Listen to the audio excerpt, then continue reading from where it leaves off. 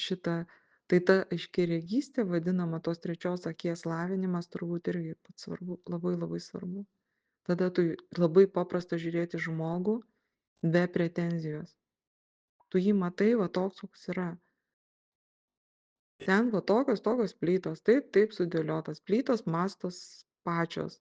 Jos nori būti tankios, jos nori būti dulke, kaip sako, akmenį paversti.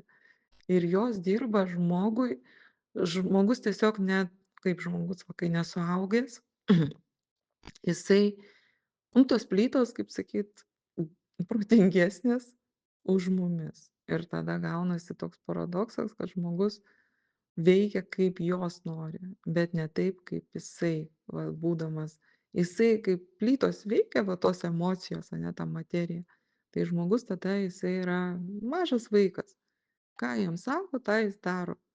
Bet jis kaip susitapatina ir galvoja, kad tai jisai elgiasi taip. Ar jisai taip sako, ar jisai taip galvoja. Ir kai va šitą supranti, matai, tada tikrai, nu, tai tos pretenzijos, kaip sakyt, tos materijos, jos mes visi jas turime, nu